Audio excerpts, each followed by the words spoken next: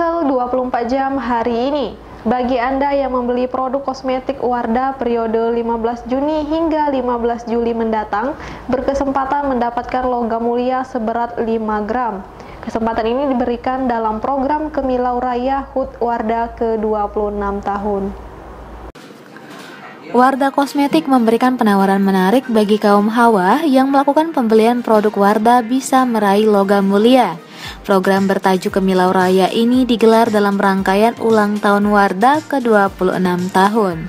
Area Sales Manager Wardah Palembang dan Bangka, Frans R.A. Simatupang mengatakan, kesempatan mendapatkan logam mulia ini masih terbuka lebar, mulai tanggal 15 Juni hingga 15 Juli mendatang. Lebih jauh kata dia, konsumen yang belanja produk senilai Rp200.000 bisa mendapatkan langsung berupa logam mulia seberat 0,05 gram.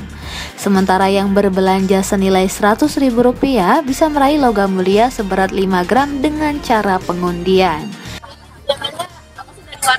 Nah, jadi hari ini tuh kita sudah ada pemberian hadiah kepada salah satu pemenang kita di toko kosmetik. Jadi hadiah ini adalah hadiah Kemilau Emas ya, top spender kita yang berjalan di bulan lalu. Jadi ada emas, hadiahnya 5 gram, salah satu konsumen toko. Jadi acara ini adalah rangkaian menuju ulang tahun Wardah nanti di akhir Juni yang ke-26 tahun gitu ya. Jadi ada banyak acara yang kita lakukan dari bulan lalu. Jadi sebenarnya acara ini di bulan lalu, tapi penyerahan hadiahnya ada di hari.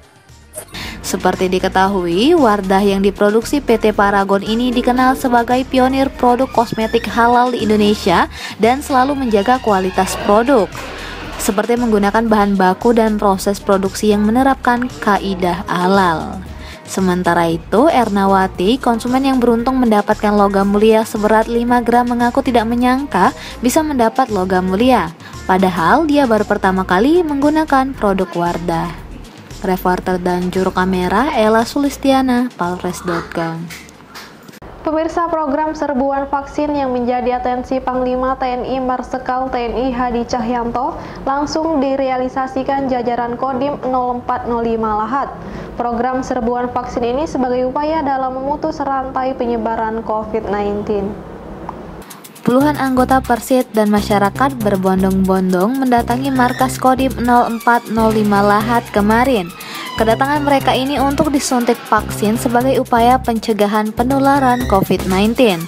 Komandan Kodim 0405 Lahat Letkol Kavaleri Sawab Al-Amin mengatakan pemberian vaksinasi diperuntukkan bagi keluarga besar dan warga yang tinggal di sekitar Kodim 0405 Lahat. Dia mengatakan kegiatan vaksinasi ini merupakan salah satu upaya untuk meminimalisir penyebaran COVID-19. Meski sudah divaksin, Letkol Sawab berharap agar warga tetap menerapkan protokol kesehatan saat beraktivitas di luar rumah. Ini adalah sama dengan kegiatan yang dilaksanakan Trina ataupun Polres, yaitu serbuan vaksinasi 1 juta sehari. Nah, tadi untuk di Kodim sudah tercapai angka 300.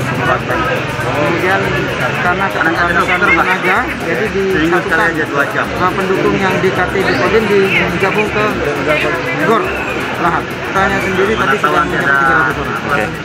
Reporter dan juru kamera Bernard, Palres.com. Sebanyak 25 orang rombongan zuriat Sultan Mahmud Badarudin II dari Ternate, Pulau Bacan, dan Manado Sabtu malam kemarin melakukan kunjungan ke Istana Adat Kesultanan Palembang Darussalam. Kunjungan tersebut bersamaan dengan launching SMB 2 Festival yang bakal digelar selama 2 bulan dan berakhir Agustus 2021 nanti. Saat tiba di Istana Adat Kesultanan Palembang Darussalam akhir pekan lalu, rombongan zuriat Sultan Mahmud Badarudin II dari Ternate dan Pulau Bacan Maluku dan Manado, diantaranya Raden Ahmad Purbaya, Raden Rahmat Masagus, dan Raden Idam Zakaria, disambut oleh Sultan Mahmud Badarudin IV Jaya Wikrama RM Fawaz Diraja, di samping para pangeran dan bangsawan kesultanan.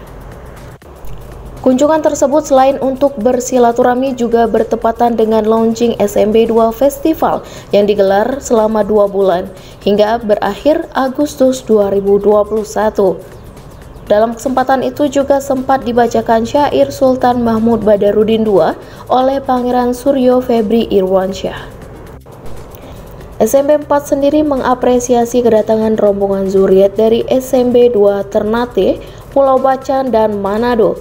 Karena dengan pertemuan itu selain menjadi ajang mempererat tali silaturahmi keluarga, juga menunjukkan eksistensi budaya Palembang Darussalam itu selama ada di dalam hati wong kita.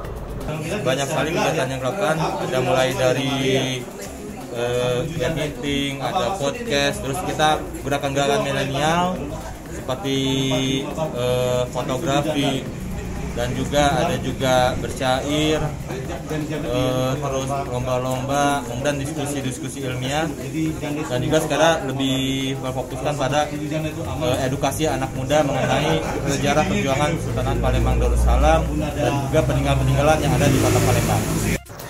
Sementara zuriat SMB 2 Raden Ahmad Purbaya mengaku tidak menduga akan disambut secara istimewa di Palembang. Dia berterima kasih kepada SMB 4 karena walaupun terpisah jauh, tetap diberikan kesempatan untuk bertemu dan diingat keluarga di Palembang.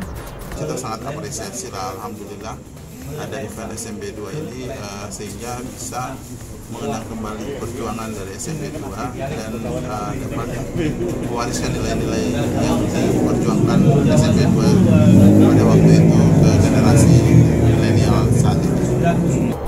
Sedangkan Raden Rahmat Masagus yang merupakan zuriat SMB 2 dari Ternate mengaku selama ini sangat akrab dengan SMB 4 dan selalu mengikuti apa yang telah dilakukan SMB 4 di Palembang.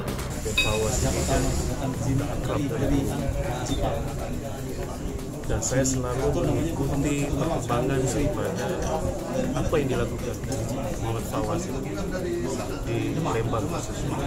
Memang komitmen kita awal itu bagaimana mengembangkan wilayah, mengangkat harkat dan martabat keturunan Sultan. Iya kan? Nah, saya gunakan momen ini. Reporter dan juru kamera Dudi Oskandar, palpress.com.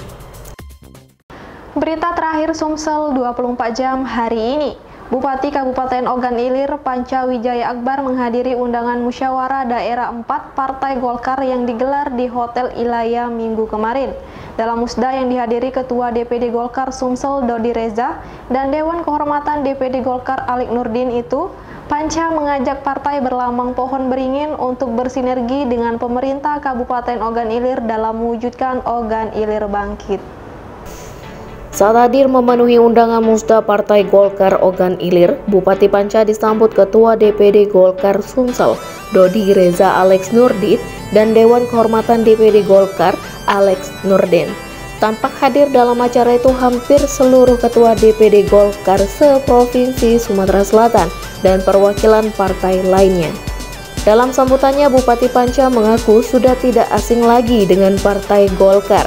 Soalnya saat kecil, dia kerap ikut sang ayah, yakni Haji Mawardi Yahya, dalam kegiatan partai berlambang pohon beringin tersebut. Panca berharap tak hanya Partai Golkar, tapi juga partai lainnya yang ada di Ogan Ilir untuk bersatu bersama-sama demi kemajuan Kabupaten Ogan Ilir. Harap bukan saja Partai Golkar, tapi seluruh partai yang ada di Kabupaten Ogan Ilir, saya harap bersatu bersama-sama untuk kemajuan Kabupaten Ogan Ilir. Semoga pelaksanaan musda berjalan kondusif dan mendapatkan ketua yang mampu bersinergi dengan pemerintah kabupaten. Sementara Ketua DPD Partai Golkar Sumsel Dodi Reza Alex menegaskan musda yang digelar oleh Partai Golkar Ogan Ilir adalah musda yang sah karena mengikuti aturan prosedural yang sah.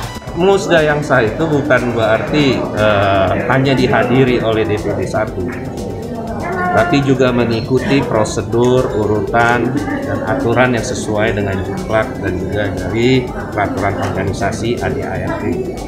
Jadi jelas ini karena mengikuti aturan prosedural yang sah, maka ini dinyatakan adalah musda yang sah. Ya, jadi itu legitimate. Reporter dan juru kamera Wijan, palpress.com. Demikianlah berita Sumsel 24 jam hari ini. Bagi pemirsa yang ingin tempatnya dikunjungi atau diliput tim Sumsel 24 jam, silakan tulis di kolom komentar. Jangan lupa untuk mendukung program kami lainnya di YouTube channel Palpress Official seperti podcast Cukup Pedes, Budak Lorong, Basing Ternyata Bukan Mistis, dan Ruang Cerita bersama Kakak Juli. Saya Sri Depi, sampai jumpa.